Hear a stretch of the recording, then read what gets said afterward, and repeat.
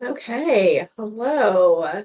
Looks like we are live, so we will get this started. Today's uh, webinar is a little bit more of a dialogue. Gretchen and I want to just kind of have a conversation around a few different topics, so we'll kind of cover our agenda.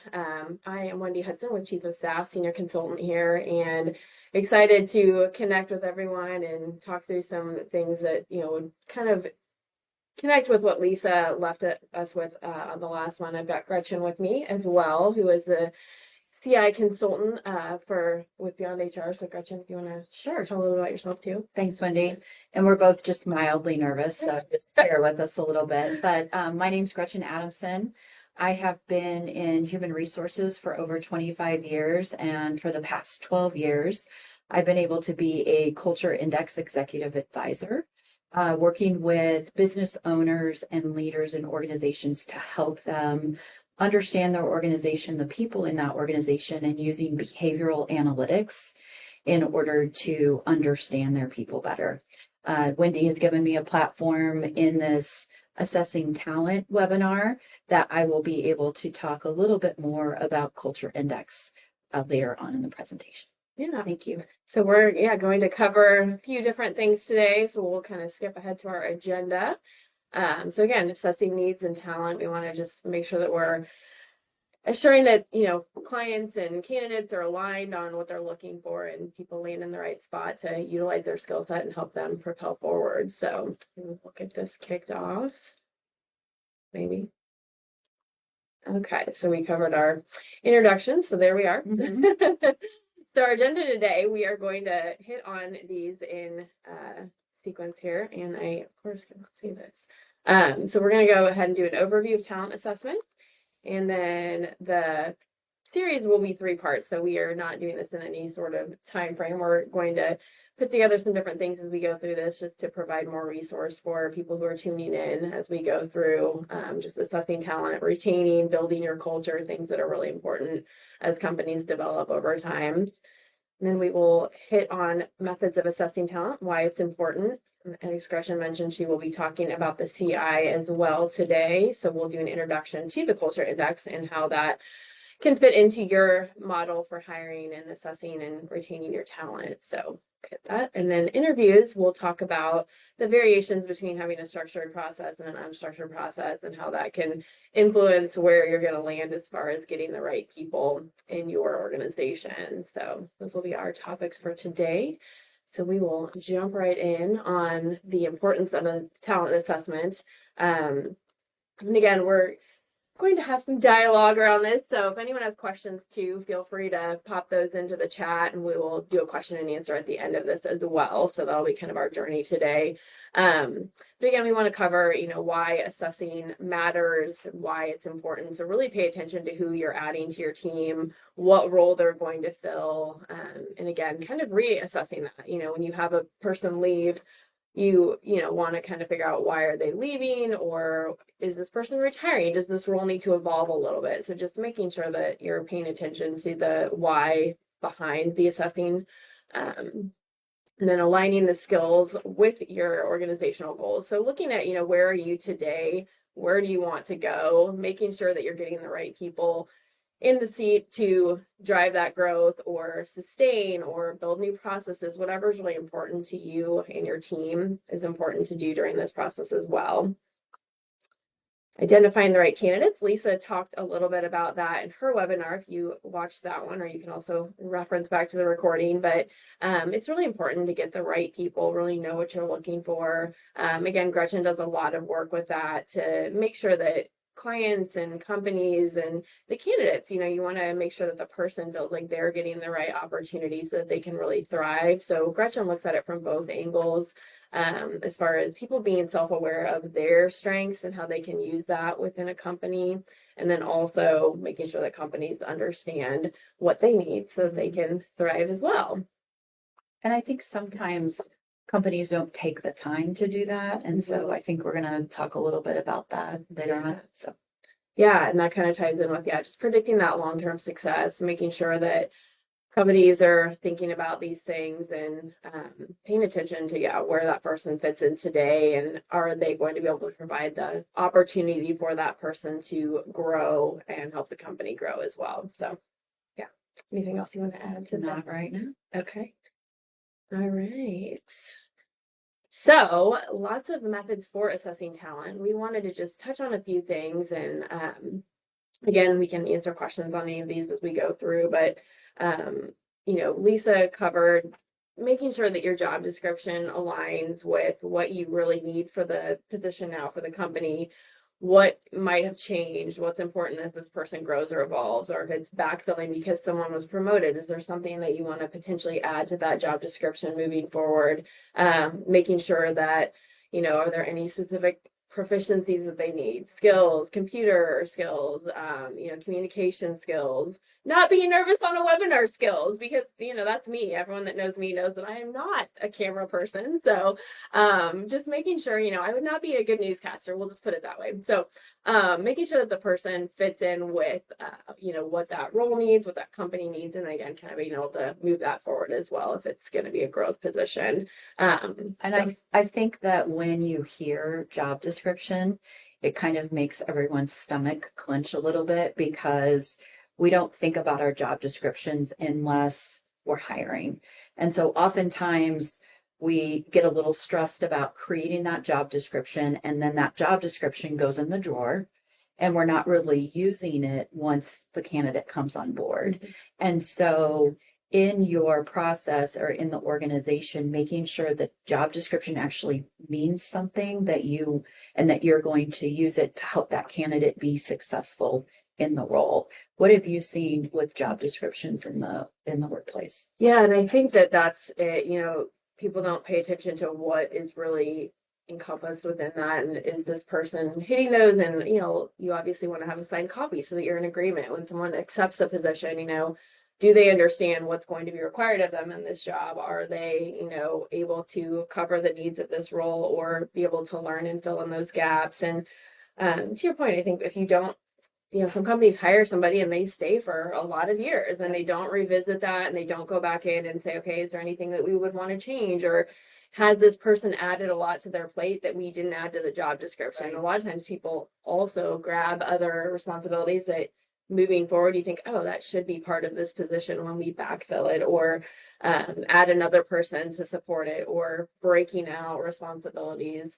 Where does this person's bandwidth lie within that role? So I think those are the things that, we always kind of advise clients to watch for. And I think as the candidate, I have actually brought employees in and said, hey, what would you change about your job description? What have you taken on that we're missing? And so as an HR department, you want to make sure that that employee is part of that dialogue as well.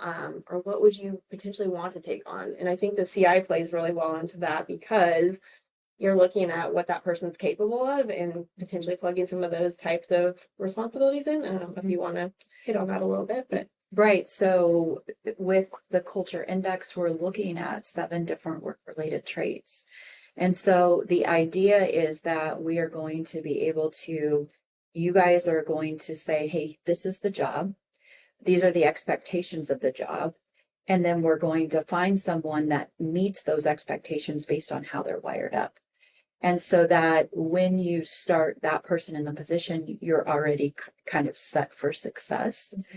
And I think just if I could go back a little bit to the job description, I think if we can turn our mindset from, oh, the job description is something I have to have, and what am I supposed to say in it, to how could this really benefit the person and benefit you as the leader, the manager, to say, these are the expectations of the role, so that when you go back for one-on-ones, you can talk to the person about, hey, here's where you are in meeting those expectations. So if people could just stop thinking about the job descriptions as this kind of like HR is making us do job descriptions, and turn it into, how can we really utilize this for practical reasons in the organization? Mm-hmm.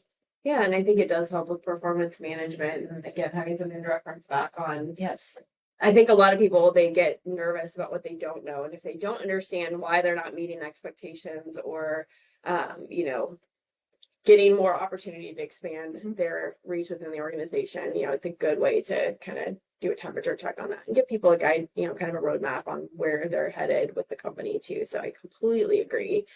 So yeah, so again, we've kind of covered a lot of these through the dialogue, but again, you can do reference checks, and I think there are always mixed reviews on reference checks. You obviously aren't going to select someone that's going to just say you're a horrible hire and they wouldn't want to work with you or things like that. So I think you take those with a grain of salt. It's, good to see how engaging that reference is about that individual, and how authentic that conversation is. I look at those as more of that tool to just, again, have a human dialogue versus getting anything really concrete.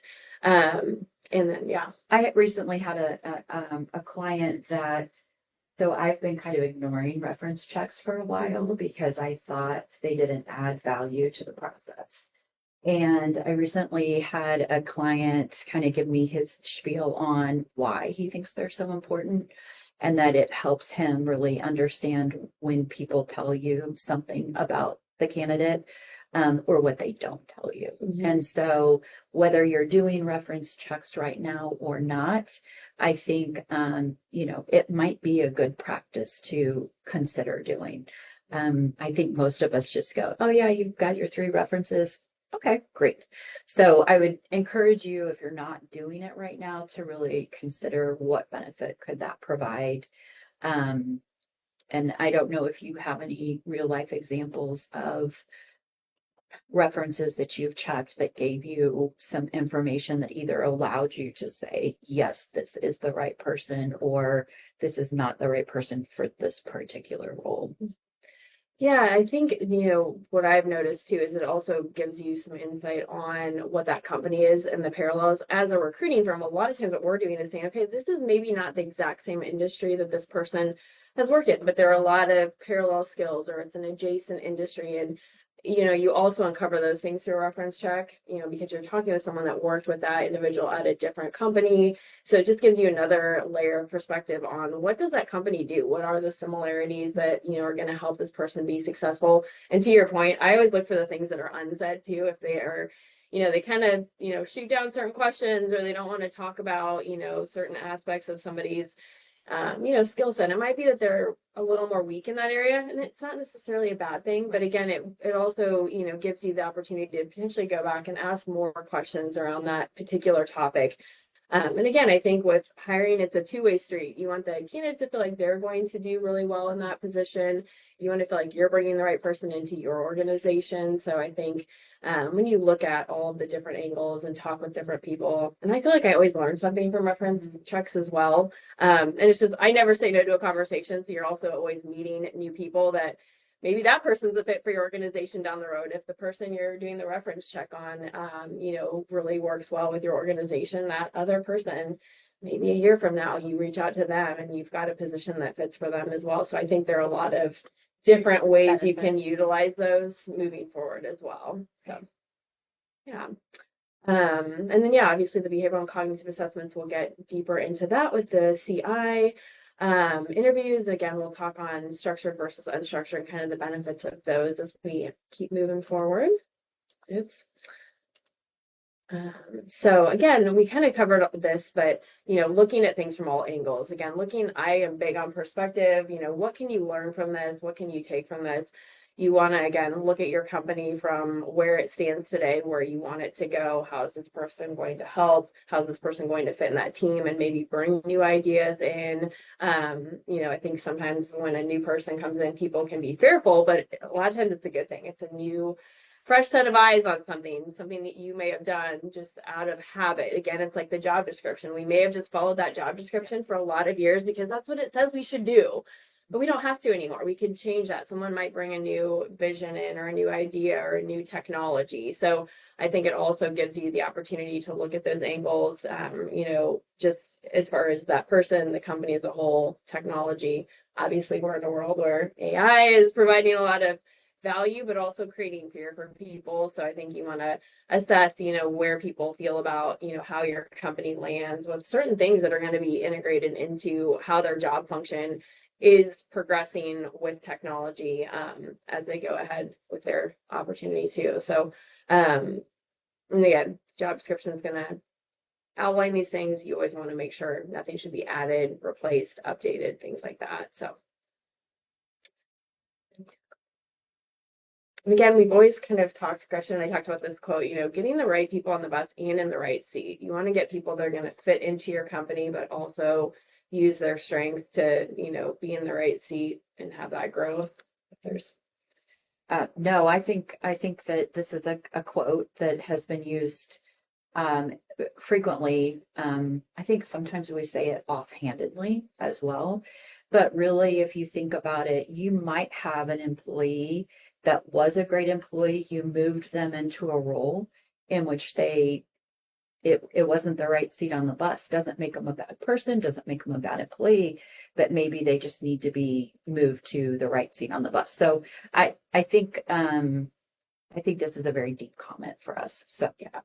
And I think with the culture index too, Gretchen will probably touch on that, not only the role that someone lands in when they join the company, but I've witnessed, people getting put in leadership roles and they don't want to be a leader. It's just like, oh, they've been here the longest. It makes sense. And no one's asking that person or paying attention to their strengths. yeah. So again, even once you're in an organization, that next step or that next opportunity might not necessarily be the right fit either. So having that conversation, that dialogue, I think is really important, and using these tools throughout the hiring process, throughout the growth of that person within the company. So I think that the culture index continues to be a really good tool throughout the entire lifetime of an employee with a company, and creating that team dynamic, helping people understand how they could be better leaders if they do want to have that part of their growth plan with the company. So I think, yeah, that seat can change over time too. So.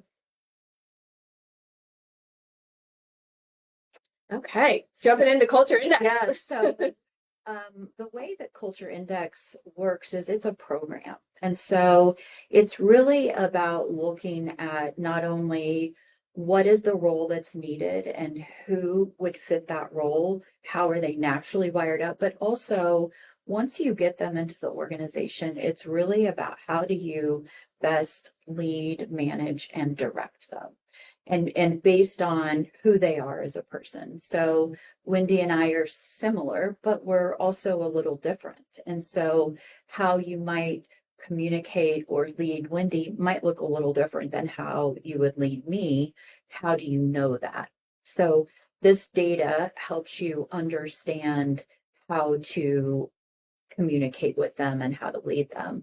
And I think the other thing that Culture Index can provide is more assurity from the leader that they're doing the right thing. So I think as a manager, as a leader, sometimes we feel like we should have all the answers, right? So now I'm in this role, now I'm in charge. And maybe it wasn't that long ago that you were actually sitting in the individual contributor seat.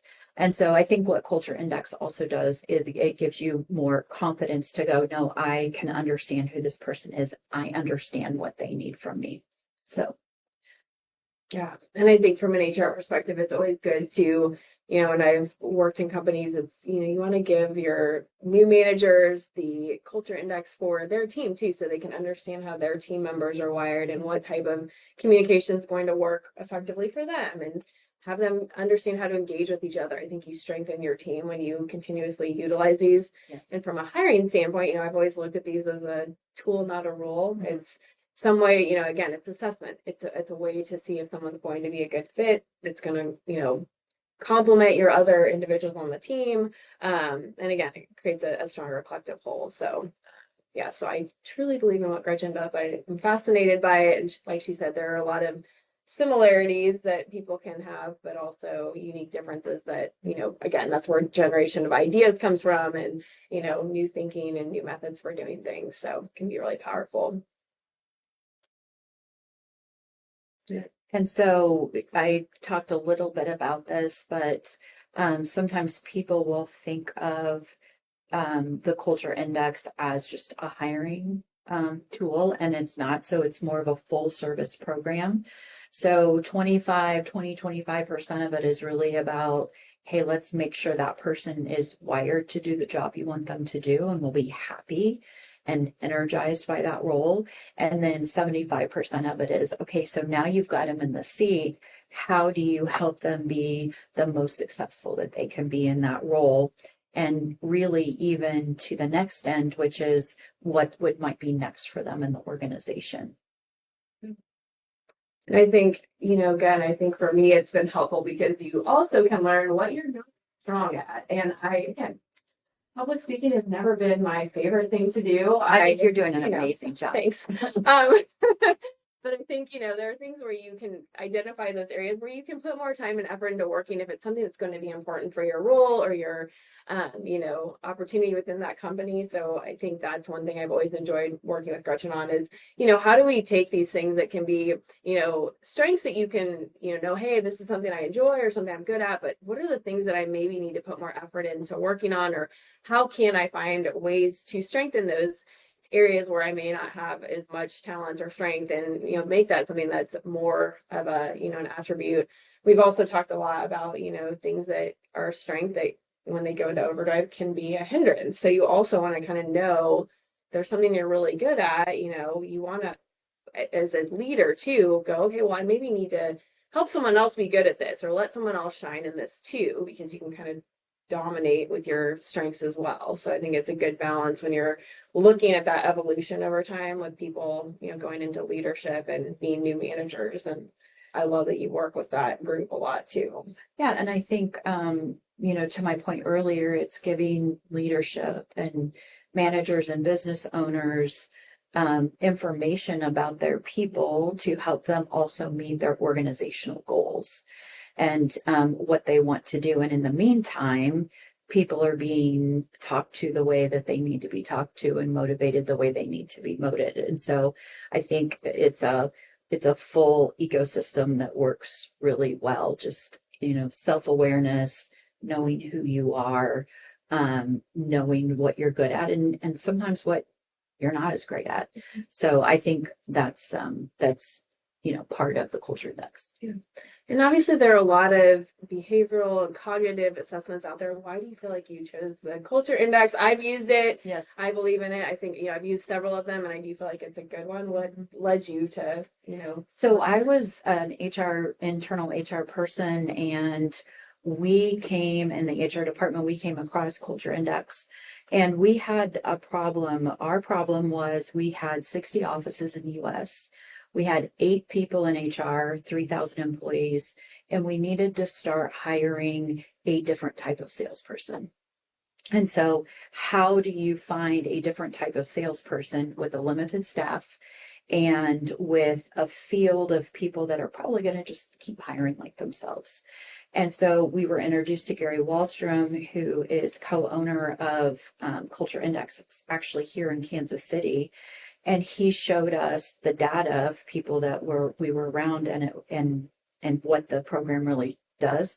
And it just kind of blew our socks off. And so we incorporated that at the company here in town and were able to find a different type of a salesperson based on having different traits. And so the validity is amazing. It is, we can use the culture index prior to actually hiring someone. Not all things that look like this or you might put in the same bucket can do that. And so that was really important to us. And then the other thing is that it was 2 questions that took 5 to 8 minutes to complete. And so that ease of being able to get the information that you needed in order to help you find that right person and then also help you understand people. I was just blown away. So I was 2 years internally doing culture index, like an internal HR person, and then 12 years now as an executive advisor, mostly in Kansas City, but also throughout the United States. So yeah. And I think from a hiring perspective, to your point, it's an easy ask. It's not a time commitment. I always tell people there are some of those where you think, okay, I've got to get a snack and Mhm. plan out a night for doing this assessment, and I'm Yeah. stressed out. So do I need a calculator? Do I not? Yeah. So Yeah. I think that's what I love about it, is that you take it, it's, selecting words, which I'm a word junkie too. I love a good vocabulary word, but most people I know that have taken it, look at it and they go, oh gosh, I chose words and this really does describe me. So Yeah. it's fascinating because reading my own, I'm like, wow, this is me. So it is a really interesting phenomenon that you can just select these words and it spits out this overview that can then be utilized again over time. And I have a lot of people ask me, and I want your, just opinion on this. So I've heard sometimes that the CI or the PI or any of these assessments don't change over time. If you take them, it's going to remain the same. What are your thoughts? Is that accurate? Tell us a little bit about that. Yeah. So we do believe that personality is set at a given time um, between the ages of 12 and 22. And with that, we're kind of naturally wired up a certain way. Now, does that mean that you can't mature over time? Are you the same person you are at 22 years old? Hopefully not, right? Like hopefully No. we learn things and all that kind of stuff. And so we can modify our behavior to meet different things. But in a stress state, we're going to go back to who we naturally are and how we're wired up. So that's our belief. Yeah, good to know, because I think a lot of people ask that when they've asked me for advice on which one to use or which one I've used. And again, I've always really believed in this one just because of, again, it's easy and it's typically very Accurate. spot on. Yes. Yeah, I mean, people, usually agree with it. I really can't think of anyone that I have had take it. They go, oh yeah, that doesn't sound like me. Most people think it does. And again, I think for leaders, it helps them understand who's going to be successful on their team. So it can be really great for maintaining a good, strong culture within your team. So yeah. Okay, so we may have covered some of these things. Yeah, I think we have. Yeah. And we have talked a little bit about, Gretchen and I have had conversations about, how you can kind of craft interview questions around the CI, just knowing, if you're using it as a hiring tool, you obviously have that information while someone's going through that interview process.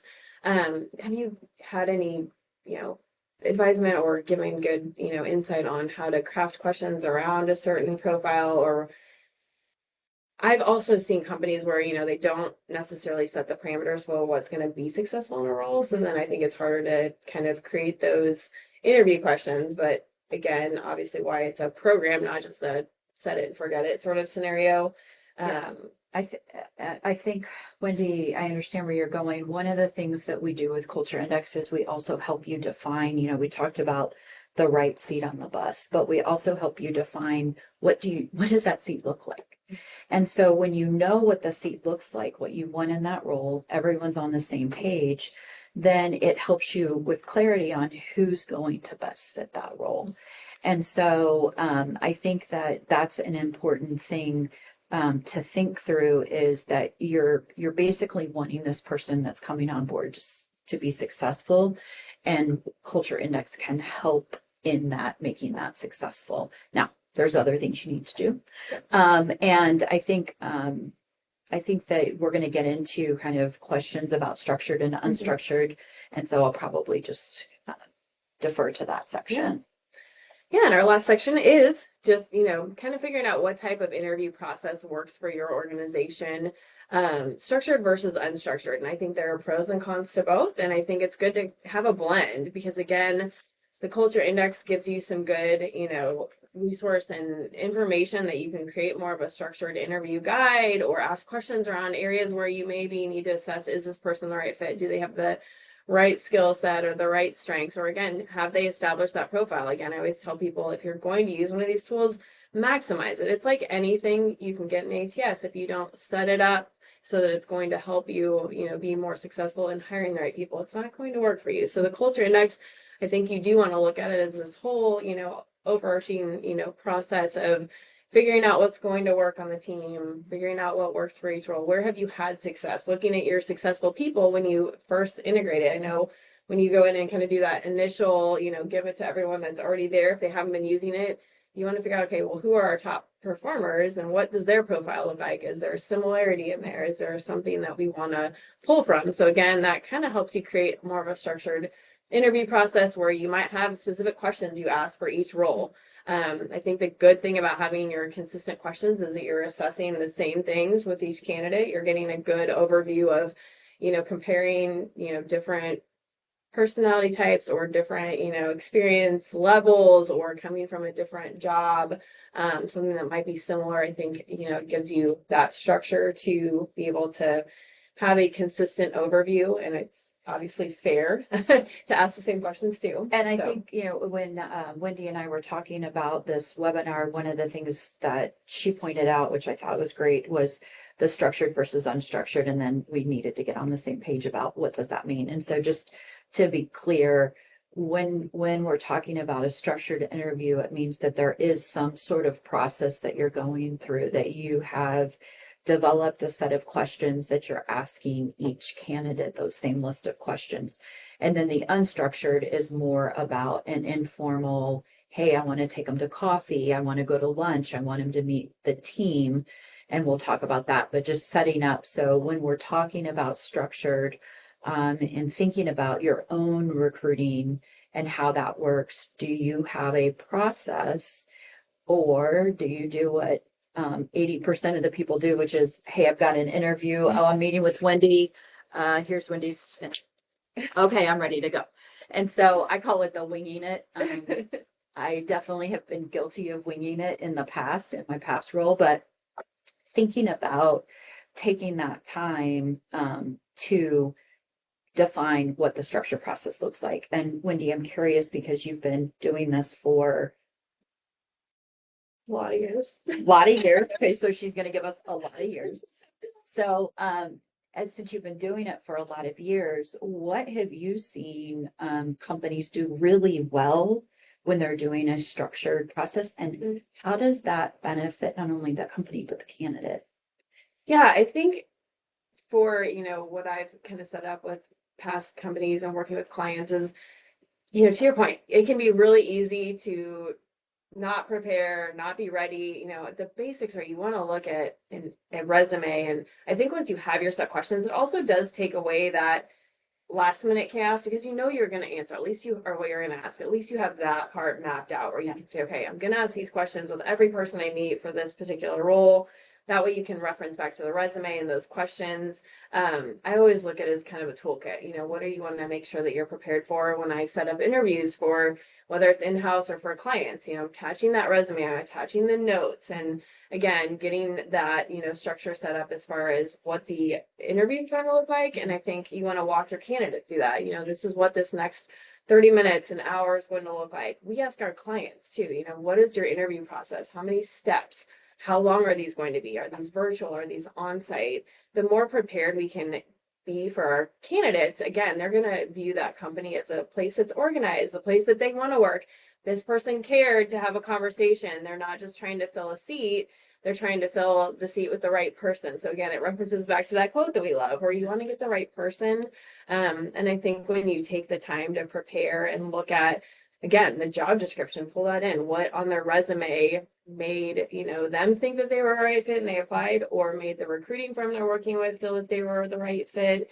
Or again, if it's an internal interview, you want to have that same cadence of putting that time and effort. I've seen the same thing where someone raises their hand for a promotion and they're just whizzing through the interviews and that person doesn't understand, why they got the role, why they didn't get the role, who they're competing with for that role, what different skill sets might, transition them to that. I think you can also use it constructively on the back end when you have that structure to tell someone why they weren't selected, because then you've got that gauge of, okay, well, a lot of times we're just told, oh, the other person was a better fit. Yes. Well, if you've got the structured questions where we can say, well, we asked this, we asked that, you can go back and tie it into specific for the internal candidates, yes. Or even for external, we selected another person because they had more experience in this piece. And that way every person was asked that question on their experience level for a certain, set of criteria. And again, I think there's a place for the unstructured too. It disarms people. They're going to be more comfortable and you're going to get a sense of if they're a culture fit. So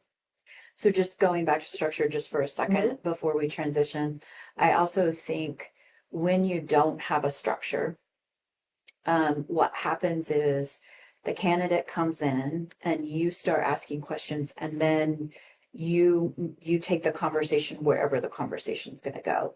And so you might get done with this hour time slot and not really talk about what you wanted to talk about because you were having a fascinating conversation about something in your business or something else.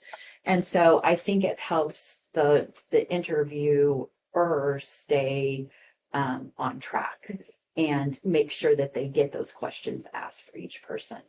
Um, and sometimes you get a candidate that's a little you don't know where they're going to go with their questions, and the interview gets off track, and you don't know how you got to that point.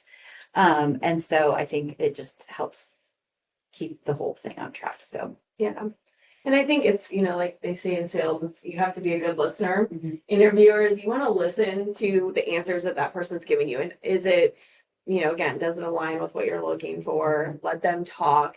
I always think, again, the more you can disarm a candidate, just like with references, they're going to tell you more if you let them tell you more. They're going to take a deeper dive. And sometimes, again, it can uncover. I've had a lot of instances too where I've said, oh gosh, this person isn't necessarily a fit for this role, but I know we're going to be hiring this role in a month and they would be amazing for that. So I think it also helps you figure out, where that person could fit if it's not a fit there in that position in that time frame. So I think, yeah, having those key questions that are going to uncover whether that role is correct for them helps you, again, figure out, do I like this person or do I like this person for this role Right. or, And yeah. you're talking about letting the candidate talk. And so I know I've seen this in my past is sometimes we're even nervous if we're interviewing, and so we talk for too long. What have you noted? What happens when that occurs from a candidate's perspective? So the interviewer is taking 30 minutes to explain the company, the history of the company, their background. How does that show up for a candidate?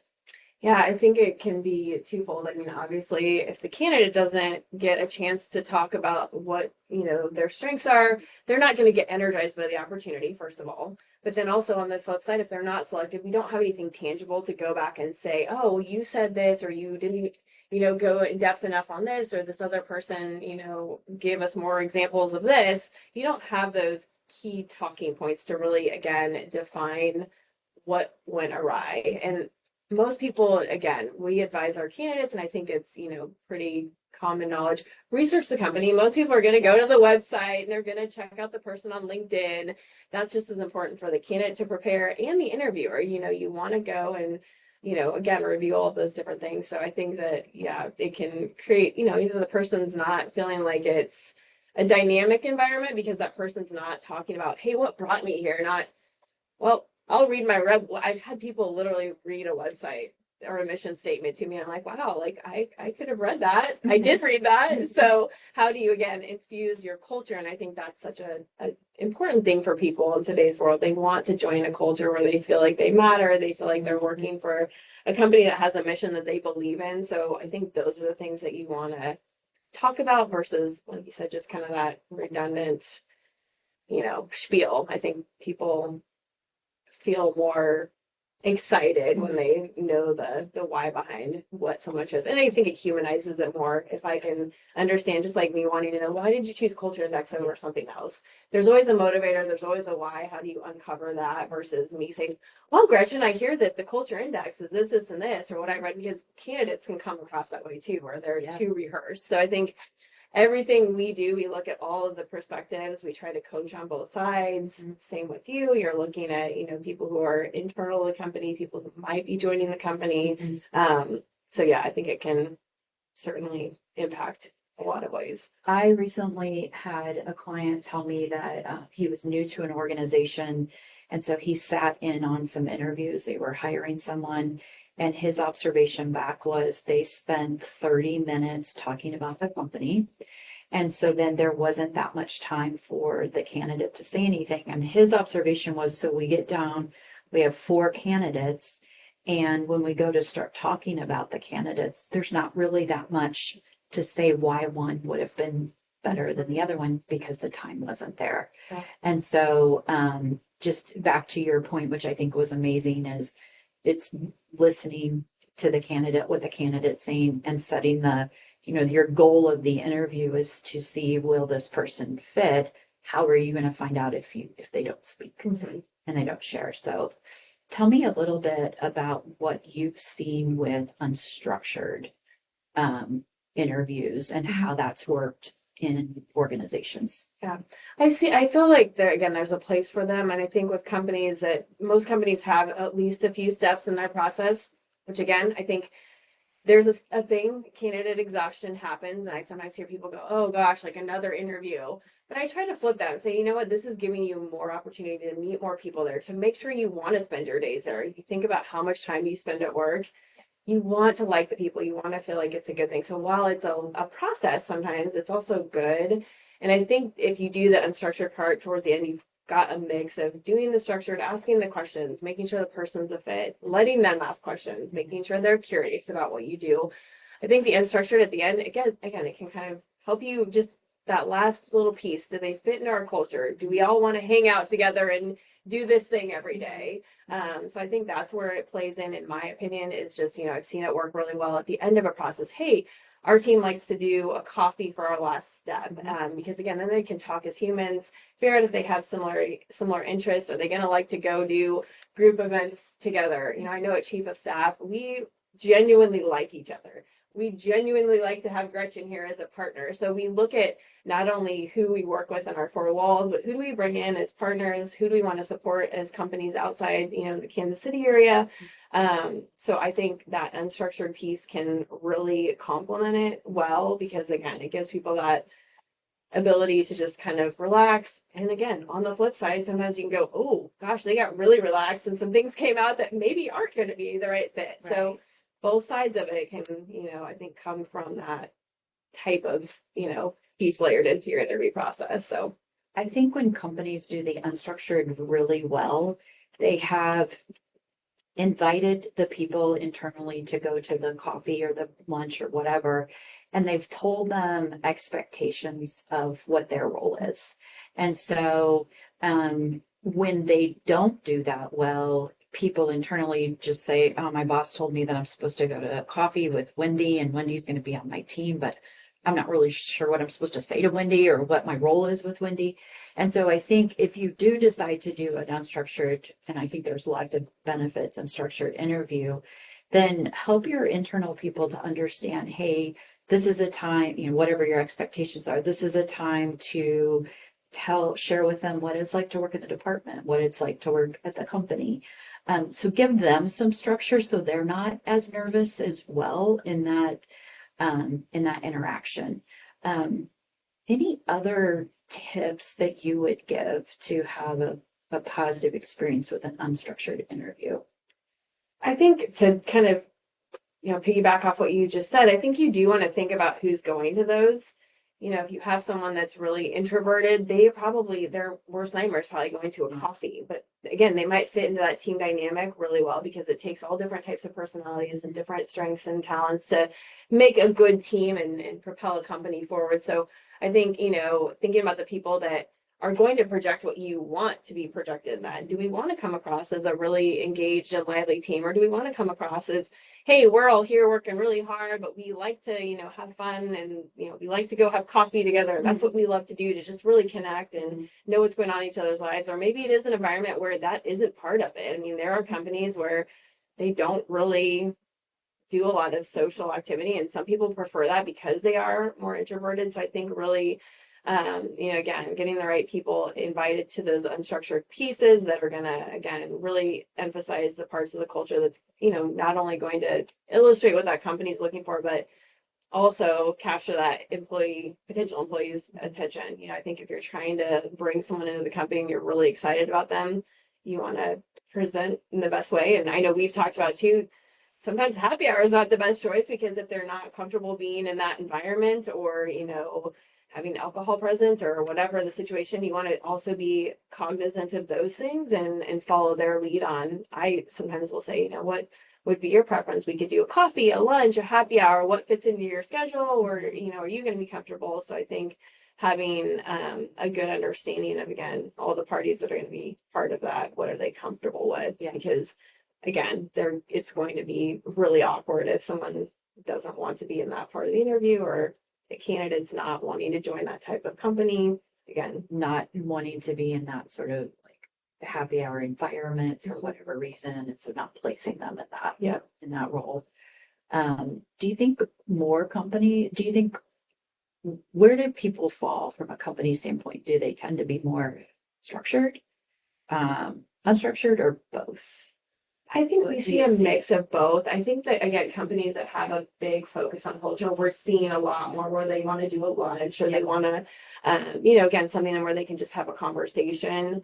But again, and I think it depends on the role. Obviously, if it's a role that's, accounting, and we've got to make sure that this person has all of these, competencies, there's probably going to be a lot more structure on questions, and, having a certain, sense of accountability and things like that. We do see a mix, and we tend to work with smaller companies that sometimes are trying to figure out what that looks like. So they might try a few different things. I think the blend works well because, again, you're assessing the needs really well. But also, again, getting to know that person. I always go back to, I spend so much time with my coworkers. Like, I personally like to just kind of know who they are, as a person, and humanize it a little bit. Especially with companies trying to encourage more office time. Everyone kind of went to these hybrid or remote scenarios, and that can be really isolating, but it can also be really good to kind of get back into that. And the way you do that, I think, is getting those people that have similar personalities or similar tendencies. I think it can help you kind of try to get that office culture and that desire to go back into the office back. We're seeing a lot of that where people are a little resistant. I don't know if I want to go back in. And what if you had a great team? What if it was driving more collaboration, and you could get things done faster, and you could get answers quicker? And so, are you seeing, this is kind of off script? Are you seeing Zoom interviews as much, or are people having a preference for in person? We're still seeing Zoom. Okay. Yeah. And we're still seeing a lot of virtual. And again, I think that's a time thing. I think people are busy. A lot of companies, there has been this deficit in certain areas where there aren't a lot of candidates. So it's, again, the companies are encouraging back in the office. We always tell them, well, you want to do a mix. You obviously want to have them come in on site at some point so they can see your environment, because if they're expected to be here, they need to see that and witness that firsthand. But we do still see a mix of phone, virtual, on site. I think the plus of virtual too is if you're doing a lot of virtual meetings, again, it's not my favorite thing I can do virtual, but a company that might have a lot of remote people, they are going to be on that camera a lot. So it's a good way for them to also see, okay, are they comfortable doing a demo with clients? A lot of times for sales roles, I encourage them, do a video interview as part of your process, because that way you're going to see how that person's going to engage with your client. Yeah, when they're demonstrating a product or a technology or whatever. So I think that's where it can be a plus too. What do you see as a drawback to the Zoom? To the virtual meetings? Again, I think if it's only virtual, again, a lot of people are curious, and if it's something that's we're going to require on site, they will ask, they want to go see the environment. Or again, I think you just have a different, us sitting here in person versus what they're seeing on the screen. Right. Our dynamic's very different. So I think it's good, again, to be able to read body language and things like that. You can to an extent on Zoom, but also I think for the person that gets nervous on camera, it's going to exacerbate those nerves. For me, again, I would much rather do a phone or an in person if I can, if I have the choice. And some companies will give candidates that choice. We have some where we will say, hey, are you okay with what they prefer? Absolutely. Wherever they're going to be comfortable. And again, that shows me that company is focused on disarming that candidate, making sure that they're making them as comfortable as possible so that they can truly assess if that person's a fit. I think that is always a nice thing to see too, when that company has flexibility around it. So I think good, bad, and otherwise on all of them. I think you want to have a mix. So yeah. Okay. Okay. Well, think we are getting close on time here, and that kind of wraps us up. I don't know if we have any questions, or I'm not even sure. Us not being the webinar queens here. Click on this. Let's see what questions we have. Okay, so.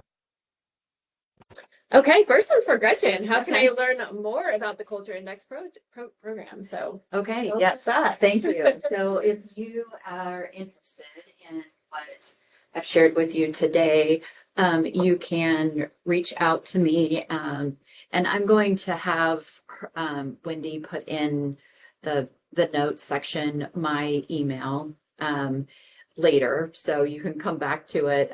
But my Culture Index email. So I will do that later, but I would suggest you just reach out directly to me and I can walk you through the process and give you a little bit more information about what that entails, and you can move forward with that. So I will give you some more information after. Perfect. Yeah, and it's a great program. So we definitely always encourage our clients to reach out to Gretchen and get information. It can just, give you some good insight on if that's a good program for your organization, and she can layer it in at any point in your growth trajectory. So our next one, I'm glad you can read this. I know. I'm like, gosh, here comes my old eyeballs. I was just telling Tiffany, I was like, I need to go to the eye doctor. So that's on my list. So right now we don't use unstructured interviews. What would be the benefit of adding them? Again, I think we kind of touched on this. So some of these questions may have popped up while we were chatting. We may have gotten distracted. But again, I think having that good blend, I see the value in unstructured is just, again, humanizing and disarming that person, making sure that they're comfortable. I don't know if there's anything specific you want to add to that. I think we covered that one pretty well.